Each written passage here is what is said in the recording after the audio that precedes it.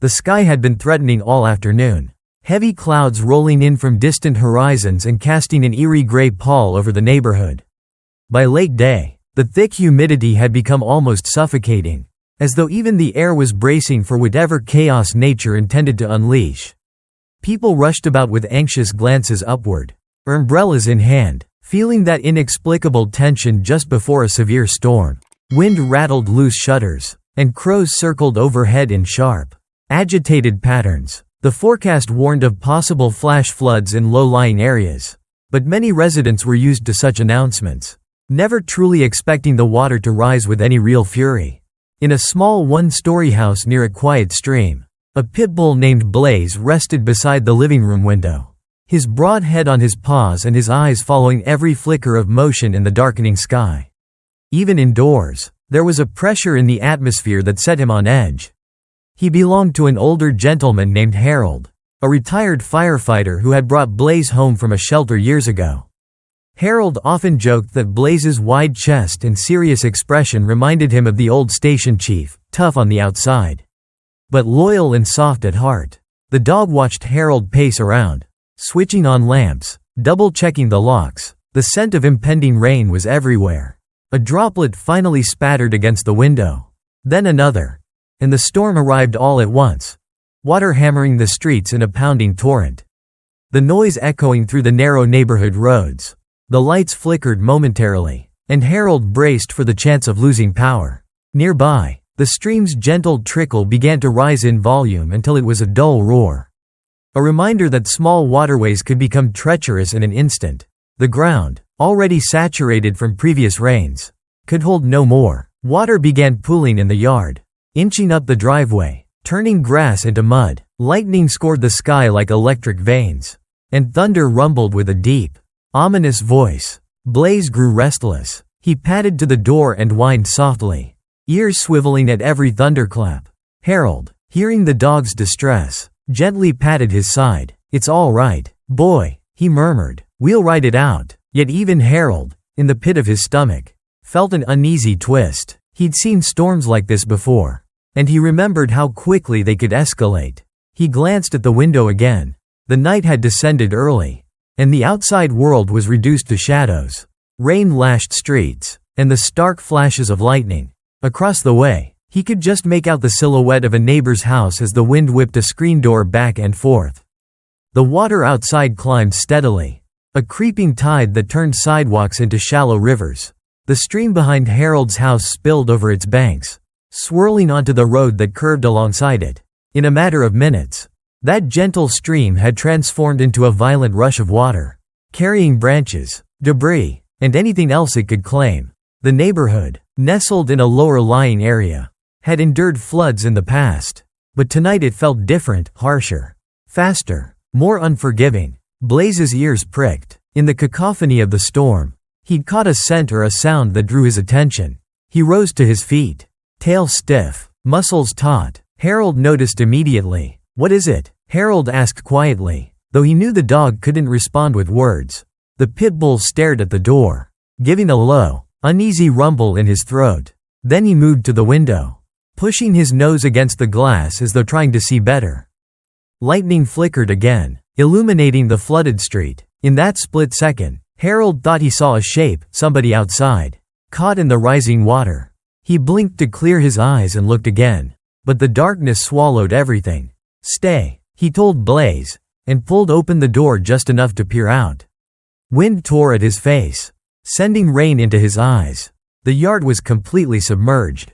The driveway was underwater. He could barely see anything through the thick curtain of rain. But then a flash of lightning lit the scene once more, and Harold's heart lurched. Someone was indeed out there, feet dragging against the current, clinging to a battered stop sign that barely jutted above the churning water.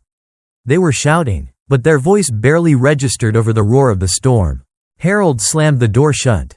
He felt his blood surge with adrenaline, that old firefighter instinct kicking in. He grabbed a flashlight, put on his raincoat and boots, and looked at Blaze. The dog's eyes were wide, his body trembling with alertness. "I need to see if we can help," Harold said, half to himself, half to Blaze. He took a deep breath and opened the door again. stepping into a knee-deep flood that nearly pulled him off balance. Blaze barked sharply, trying to follow, but Harold turned, palm raised. "Stay," he commanded. But before he could protest further, Blaze lunged forward into the water, refusing to leave Harold's side. For a moment, the swirling current threatened to knock them both down. Water rushed around their knees with astonishing force. The distant street lamp flickered, almost snuffed out by the onslaught of wind and rain, but it offered just enough light to see that the figure clinging to the stop sign was beginning to slip. They lost their grip for a second and grabbed on again, shuddering with cold and terror. Harold pushed forward, each step a battle. He tried to shout over the roar of the storm, but his voice was drowned by the shrieking wind. Blaze strained ahead, every sense alert, drawn by the cry of the imperiled stranger. The dog's nails scrabbled for traction on the submerged pavement. He was strong, with a stocky build, but the water was relentless, swirling around his chest. They made slow progress, each inch gained through sheer will. Another fork of lightning slashed across the sky, revealing the face of a terrified young man clinging to the sign. His eyes were wild with panic, and he coughed as water splashed over him. Harold realized in a heartbeat that this man couldn't make it on his own. The current was too strong, and he was moments away from being swept away. Harold tried to maneuver closer, but the current threatened to tear them all down the flooded street. Without waiting for a command, Blaze lunged forward, water surging around his muscular frame. Harold lunged too, but the dog was faster. Blaze paddled those last few feet, got behind the man, and pressed in, barking sharply, even in the midst of that chaos. It was as though the dog was telling him to hang on. The man looped an arm around the stop sign again, but his grip was failing. He let out a cry when he slipped further beneath the water. That's when Blaze did something extraordinary, clamping his jaws gently on the man's jacket sleeve, not a biting attack, but a determined grip to keep him from going under. Harold, chest burning from the icy water, forced himself forward. He grabbed the man's arm, hooking it over his shoulder. Working together, man and dog formed a lifeline. Inch by agonizing inch, they struggled back the way they had come, heading for higher ground. Harold felt his boots sliding, the current pushing relentlessly. Lightning strobed again, revealing twisted branches and car parts swirling by in the flood. He shouted, though he couldn't hear his own voice. The man tried to help, but he was numb with cold, shivering uncontrollably. Blaze kept a tight hold on the jacket, his teeth set in a determined clamp, never letting the man slip away. The wind picked up, a roaring gust that nearly toppled them. Rain slashed sideways. Harold's arms ached from the struggle, but he pressed on. Finally, they reached the porch steps, which were mostly submerged. Harold felt the edge of the step beneath the swirling water. He dug in, found footing, and pulled the young man forward. Blaze scrambled, nails scratching against concrete, and managed to get all four paws onto the step. With a final heave, Harold hoisted the man onto the porch, then collapsed alongside him, coughing out water. Blaze let go of the jacket the moment it was safe, stepping back with a huff, as though to check that his help was still needed. The stranger coughed violently, sputtering water, and Harold patted his back, trying to reassure him. Through the sheets of rain, Harold managed to catch the man's name, David. He was in his early 20s, on his way home from a late shift at a nearby store. Caught unprepared by the flash flood, he'd never experienced anything like this. Trembling, he looked at Harold and Blaze as though they were apparitions. "Thank you," he gasped, face pale. "I thought I was gone." Harold nodded, then gestured for David to follow him inside. They were all shivering, drenched to the bone, but the immediate danger was past. "Come on," Harold managed. "We'll call for help." Blaze walked beside them, glancing up anxiously. Rain dripped from his ears and muzzle, and his heart hammered. Yet, in his intense gaze was a kind of calm satisfaction that he had done what needed doing.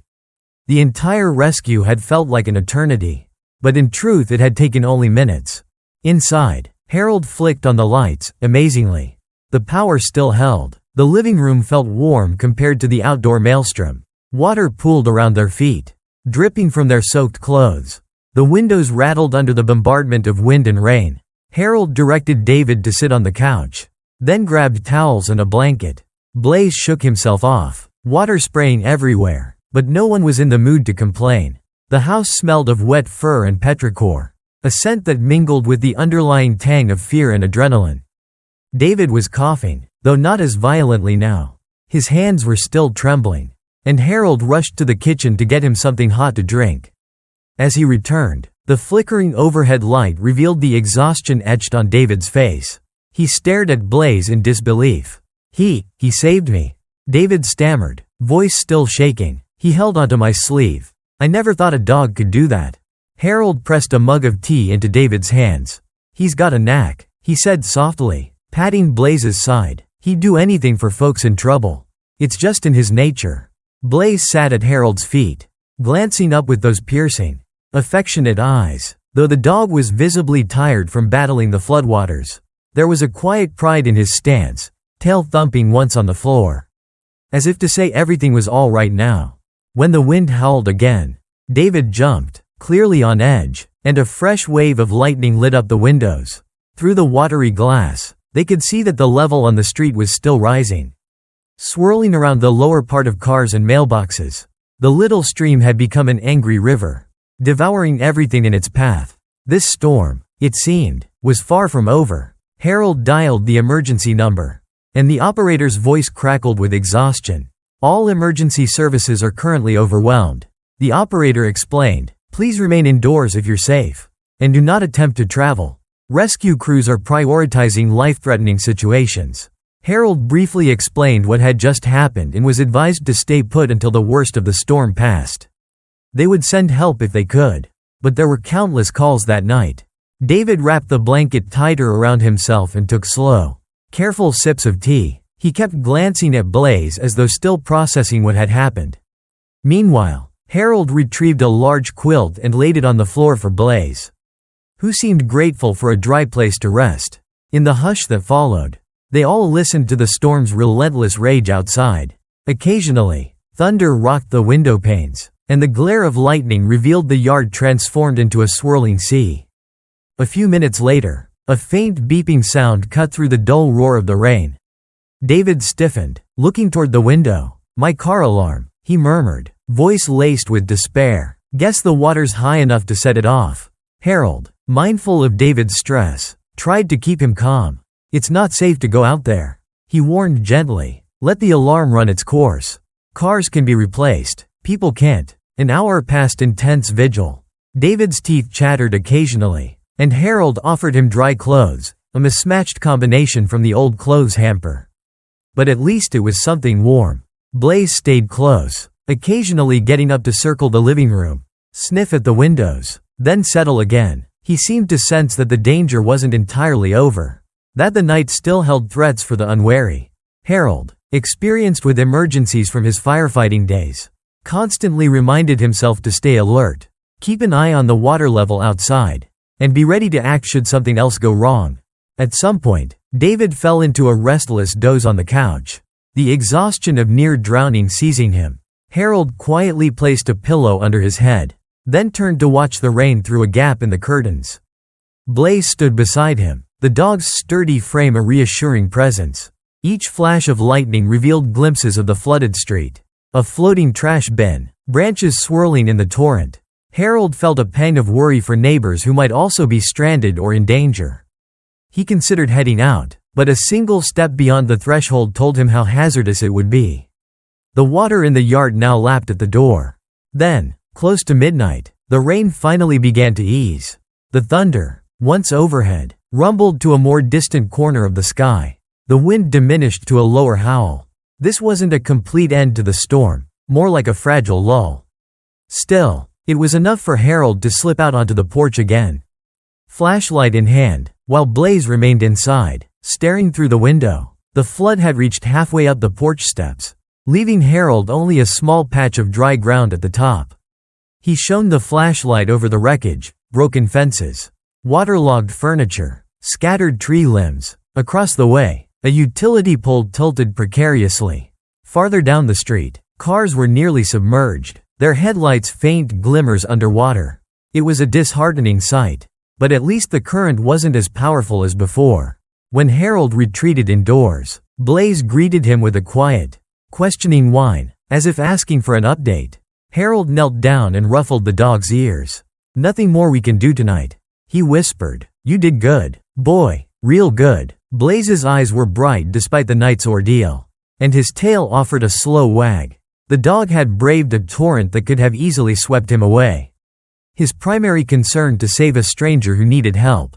That courageous act lingered in Harold's mind, reminding him of the best parts of humanity and the extraordinary bond between dogs and people. David stirred, blinking groggily. He managed a faint smile at the sight of Blaze's wagging tail. "I can't believe I'm still here," he said, voice raspy. "I can't believe your dog did that."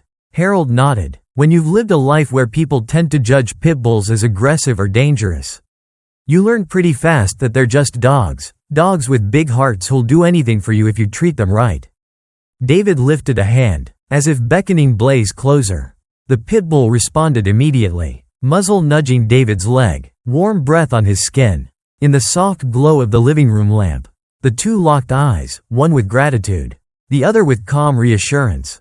Outside, lightning still flickered now and then, but the wrathful core of the storm was gone.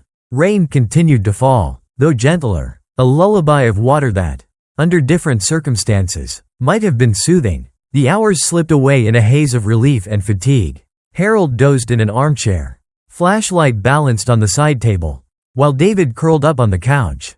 Blaze paced between them, occasionally pausing to look out the window.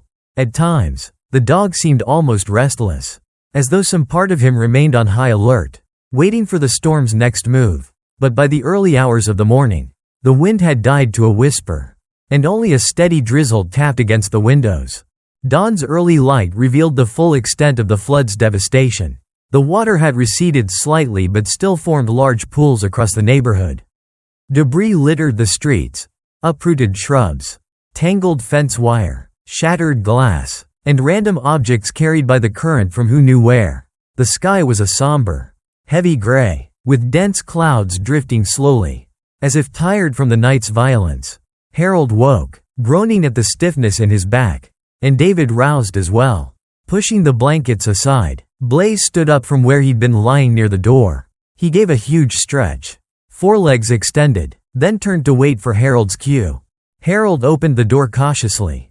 Water lapped just below the top step. He tested it with a foot, cold, but no longer a raging current. The road beyond was covered in muddy water about ankle deep in some places. Deeper in others, cars stood half submerged in a surreal, watery landscape. The utility pole that had threatened to topple now leaned at a precarious angle, wires sagging dangerously close to the ground. Some of the neighbors' houses had water up to their windowsills. Others seemed to have avoided the worst. A few people were stepping gingerly onto their porches, scanning the aftermath with shell-shocked expressions. Everyone looked weary but thankful the storm hadn't claimed more lives. Blaze peered over Harold's shoulder. Ears pricked. His tail gave a wary wag. Harold scratched behind the dog's ear. "We'll be careful," he said softly. David appeared in the doorway behind them, wrapped in borrowed clothes, face etched with concern. "Should we try to help anyone else?" he asked. "I can't just stand here." Harold nodded. "Yes, we should, but we've got to be smart about it. The water can still be dangerous." They spent the morning moving cautiously through the flooded street, checking on neighbors who might have been trapped or injured. Blaze trotted at Harold's side, navigating the submerged terrain with surprising confidence. His sturdy build allowed him to wade into waist-deep sections without panicking. But Harold was always vigilant, not letting the dog wander too far ahead. In some places, the water felt like it was rushing out as the local drainage system slowly caught up. In other spots, it was almost stagnant, filled with debris that made each step perilous. The entire time, a chill wind blew, and the sun remained hidden behind clouds too thick and dark to allow any warmth. They discovered a few stranded individuals who were grateful for a helping hand to get to safer ground. One elderly woman had been holed up in her kitchen all night, water rising to her ankles. Afraid to open the door and let more water pour in, with gentle reassurance, Harold and David guided her through the shallows to a neighbor's house on slightly higher elevation. Blaze stayed close, occasionally nosing the woman's elbow as if to encourage her. She looked down at him, tears in her eyes, and whispered, "You're an angel, aren't you?" The dog's tail wagged gently in response. A small reminder that courage and compassion are not limited to humankind. By midday, a dull glow permeated the thick cloud cover, and a few rescue vehicles finally navigated through the neighborhood. They roared in on large, raised trucks and boats, sirens echoing off battered houses. Emergency personnel waited door to door, checking for victims. Harold explained how he'd rescued David with Blaze's help, prompting more than a few incredulous glances. David recounted the story in halting words, his tone choked with lingering terror, emphasizing how the Pitbull had literally bitten onto his jacket to keep him from being swept away. One of the rescuers, a broad-shouldered woman in an orange vest, knelt down to scratch Blaze's chin, saying, "You might have earned yourself an award, buddy." Blaze, of course, merely tilted his head, content with the attention but oblivious to the fuss. Once the initial round of checks was done, Harold and David helped the rescue crew gather those who needed transport to local shelters. The local roads were still largely impassable by standard vehicles, but the worst of the storm was gone. Helicopters passed overhead, surveying the scale of flooding across the larger region. From time to time, shards of sunlight broke through the clouds, lending the water's surface an almost reflective gleam, as though the sky was beginning to apologize for the havoc it had caused. In the days that followed, the focus shifted from rescue to recovery. The floodwaters gradually drained, leaving behind a mess of mud, debris, and heartbreak. Damaged cars lined the streets with watermarks etched into their paint. Homes were gutted of ruined furniture, carpets, and sometimes even flooring. Mold became a growing concern. Volunteers showed up from nearby areas to hand out blankets, bottled water, and cleaning supplies. Harold pitched in, just as he had during his firefighting days, going house to house to see if anyone needed assistance with cleanup. Blaze trotted alongside, his short coat caked with dried mud, but he seemed unbothered by the grim conditions. He often lingered near children, who, in the midst of destruction, found solace in petting a friendly dog that listened without judgment.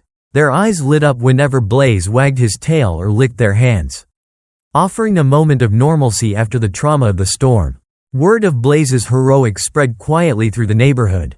At first, it was just David telling the story to anyone who would listen, describing the moment he thought he was done for and how this Pitbull had saved his life. Then a local reporter heard the rumor. A few days after the flood, the reporter appeared at Harold's doorstep, camera in hand, asking for an interview. Harold, modest by nature, shrugged it off. "The real story is the devastation here," he said. "Not us." But the reporter insisted, so Harold finally relented. They filmed Harold, David, and Blaze standing by the spot near the stop sign where David had been trapped. The floodwaters were gone, replaced by mud, scattered branches, and battered trash cans. "So, you're telling me this dog grabbed onto your sleeve?" the reporter asked David. He nodded with absolute conviction. "Yes, exactly. He kept me from going under. I didn't know dogs could do that." The camera zoomed in on Blaze, who yawned widely, as if bored by the attention. A reflection of the worn-out signpost behind him underscored how close it had been to a tragedy. That brief interview turned into a local segment on the evening news. Footage showed David, clearly emotional, recounting the story. Then came a shot of Harold praising Blaze's loyalty and reminding viewers that Pitbulls, or any dog, can be heroes if treated with love and respect. The camera lingered on Blaze's calm face, capturing an indefinable nobility in his warm brown eyes. Calls began coming in from neighbors and animal lovers across the region, offering thanks or wanting to donate supplies to help Harold rebuild. Some even requested a meet and greet with Blaze, joking that they wanted to shake the paw of the bravest Pitbull in town. For Harold, it was all slightly overwhelming. He was used to his quiet life, content to read in his chair while Blaze snoozed at his feet. To see his dog celebrated as a hero in the local press was humbling but also a stark reminder of how the flood had upended their existence. When it rained now, even lightly, Harold felt a flicker of apprehension. He supposed it would take a while before the memory of that storm night faded. David, on the other hand, took the experience as a profound wake-up call. He admitted to Harold that he'd been drifting aimlessly in life, not truly appreciating what he had. After nearly drowning, he began volunteering with local organizations to help rebuild. He spent his free time hauling out waterlogged debris, scrubbing floors, and hammering boards into place for neighbors who needed assistance. Harold welcomed the help and insisted David stay with him as long as he needed. The younger man had lost his car and most of his possessions in the flood, and his apartment complex was condemned due to water damage. So, the arrangement was mutually beneficial. During this time, Blaze had a new companion in David. The dog shadowed him whenever they went around the neighborhood, as though he recognized David's lingering vulnerability. If David's footsteps faltered in the muddy streets, Blaze would bump against his leg, ensuring he stayed steady. Neighbors smiled whenever they saw the duo working together. Some children even started calling them the rescue squad, a playful nod to their nightly brush with danger. Weeks passed. The floodwaters receded fully, leaving the entire area in a phase of intense recovery. Garbage trucks carted away mounds of ruined belongings. City workers repaired roads and replaced downed power lines. The park where children once played was now a vast, muddy field scattered with driftwood. Yet, life pressed on. New grass would eventually grow. Houses would be repaired. Cars would be replaced. One Sunday afternoon, the sun finally emerged in a blaze of warmth, drying out the last puddles and stirring a cautious optimism among the residents. It felt like the first real day of normalcy since the storm. A soft breeze carried the scent of renewal, of fresh-cut wood, of damp earth beginning to heal. Birds returned, brightening the air with tentative song. Harold, David, and Blaze ventured out to explore the remnants of the stream that had caused so much destruction. What had been a raging torrent was now a gentle flow once more. The banks littered with a few fallen trees and plenty of uprooted bushes. Standing there with the sunlight on their faces, they reflected on how much could change so quickly. A single night of fury had turned lives upside down, but it had also revealed the bravery and resolve that lay beneath the surface, both in people and in a dog often misunderstood by the world. Blaze sniffed around, occasionally eyeing the water, but showed no fear. He had confronted it head-on once, in its most violent form, and come out the other side unbroken. Later that week, a modest ceremony was held in the parking lot of the local community center. It wasn't anything grand, just a gathering of volunteers, a few city officials, and neighbors who had weathered the flood. People shared stories of heroism, how a teenager had helped an elderly neighbor find shelter, how a woman had rescued 2 cats floating on debris, how a makeshift chain of passers-by had kept a small child from being swept away. Community leaders thanked everyone for their unity and resilience. When someone called Harold and Blaze to the front, a small cheer went up. Harold ambled forward, wearing his old firefighter jacket. David followed, encouraging Blaze along. A local official, armed with a small plaque, stood at a microphone. She cleared her throat and grinned. "We want to recognize all the heroes of this flood, both human and otherwise," she said. "Among those is Blaze, who saved a life during the storm. His courage is an inspiration to us all, and a reminder that strength and loyalty can come from unexpected places." Applause echoed across the parking lot, and cameras clicked. Blaze blinked in confusion, probably more interested in the faint aroma of hot dogs from the food stand than any plaque. Harold, with a gentle smile, accepted the plaque. It read, "In recognition of heroic service, Blaze the Pitbull." He held it up briefly for the crowd, his heart warmed by the simple gratitude of his neighbors. David clapped the dog on the shoulder. "All this for a soggy sleeve," he joked, voice thick with emotion. In the end, the fuss died down, and the community event resumed with folks milling about, sharing resources and stories. Children ran around, squealing with delight as they petted Blaze, calling him the lifesaver dog. Harold found himself fielding questions about pit bulls, clearing up misconceptions. He gently explained how breed stereotypes often overshadow the reality of individual temperament and training. "All Blaze cares about is love and trust," he said. When he saw David in trouble, he didn't hesitate. It's that simple. With time, the immediate excitement faded, and life settled into a new normal. The flood was something people spoke about in past tense, referencing it as a benchmark for planning future evacuation routes or stocking up on sandbags. Houses were repaired, or new ones built. Insurance claims went through, and fresh coats of paint covered old water stains. The stream's banks were reinforced by the city to prevent future disasters.